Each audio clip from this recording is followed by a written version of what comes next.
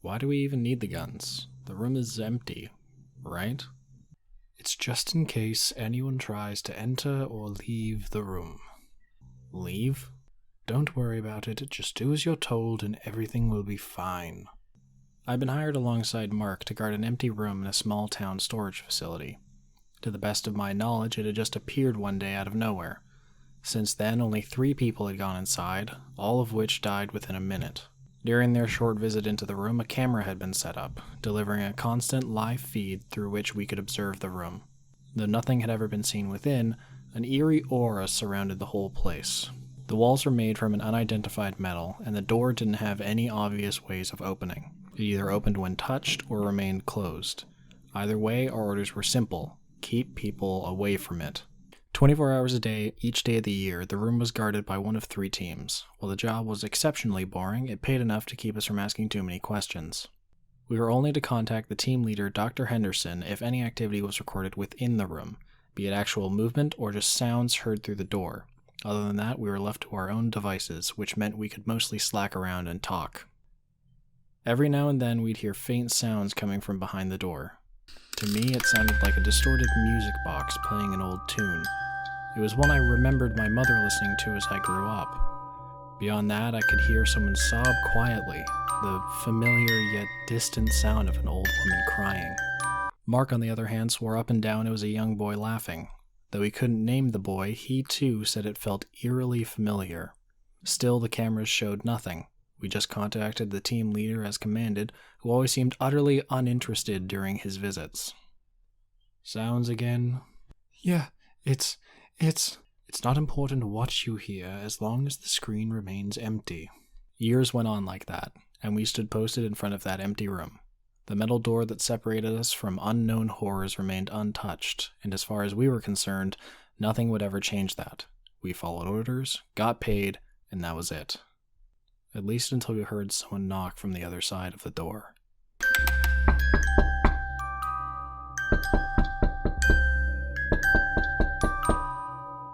Hello, please let me out. I don't want to be alone anymore. It sounded like the same woman I'd heard sobbing over the years. The tune of that damn music box kept playing in the background. Those 2 facts really reminded me of my mother, which was an impossible thought as my mother had died years earlier. Do you hear that? Yeah. I'm calling the doc. He better hear this. I picked up the emergency phone and just pressed 1. It prompted an alarm that immediately alerted the team leader. We had already been through the procedure enough times to make it an unimportant event. Still, something was different. Despite the sounds we'd heard over the years, no one had ever knocked on the door. Oh God, it can't be. I turned around to find him pale as a sheet. His face was drenched in sweat and his eyes were fixated on the screen. I took a few steps closer just to make sure my eyes weren't deceiving us both. There was something inside the room. At first I couldn't tell exactly what it was. It looked sort of like a deformed chair, as if someone who'd never seen a piece of furniture before had been instructed to put a chair together. On top of it lay a music box. Before we could discuss the thing that had appeared inside the room, Dr. Henderson entered the storage facility wearing a tired expression on his face. Report. There's something inside the room. It's a... The sound seemed to wake the doctor up a bit. Though he still didn't look too concerned, he at least decided to stick around. It wasn't until he got a glimpse of the live feed before he froze dead in his tracks. No. With that, the image on the screen got replaced by static. Whatever was in the room had interfered with the feed. Just let me out. It's so cold in here. I could see the doctor getting more nervous by the second. The blood had drained from his face and pearls of sweat had formed on his forehead. He picked up his own phone, ready to call for reinforcements, but, just like the live feed, the phone refused to work. Hey, Doc, what's going on? Mark hadn't spoken a word. He just stood there, hypnotized by the static-filled screen in front of him. You two stay here. I'm going to get a cleanup crew. Don't open the door, just stay here and make sure nothing gets in or out. He rushed out of the building as he continuously tried to call for help with the broken phone. Once gone, Mark and I gave each other a quick glance before another knock redirected our attention to the door. Do you see him? Him? What are you talking about? It was Alexander.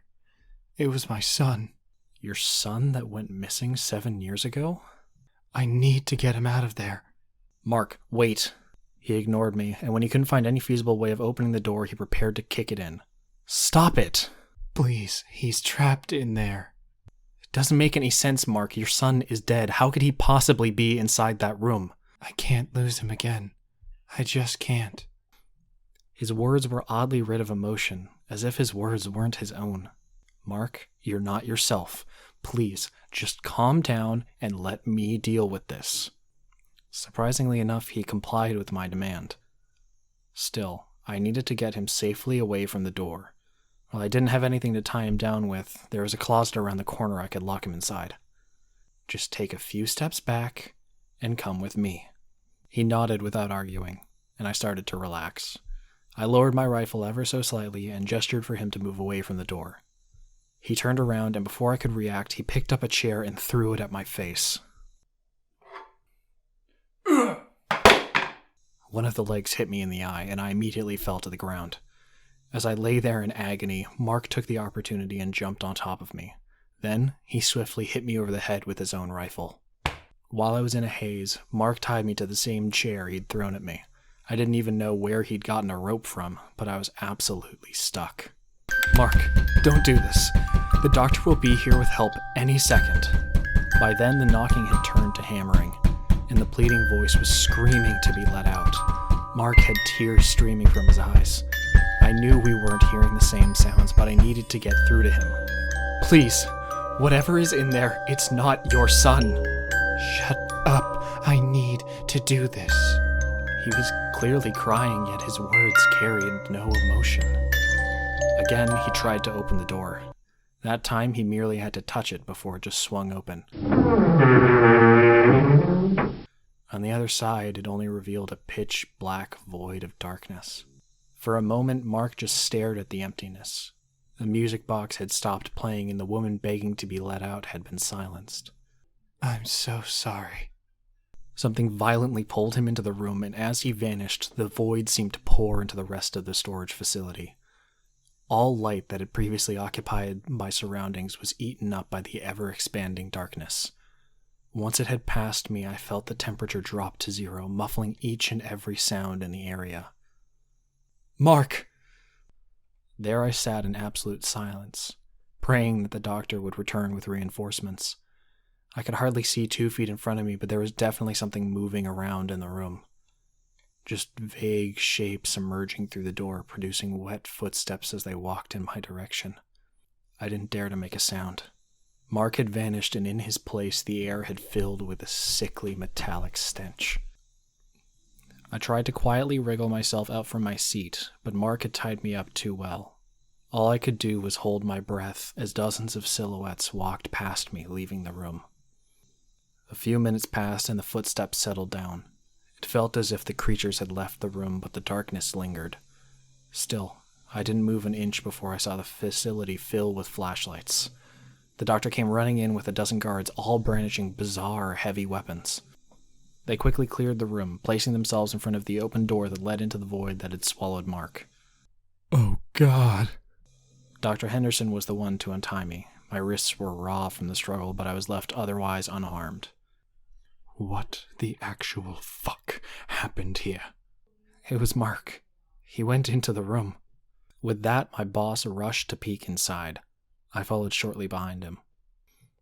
The weapons the guards held weren't typical ballistic rifles. Instead, they shot out powerful blue beams that penetrated the void, causing the darkness to retreat to the corners. Finally, we could get a glimpse of what had actually happened inside. There lay 100 pieces of broken flesh strewn not only across the floor, but the walls and ceiling. They defied gravity and simply covered every available surface with bloody chunks of meat.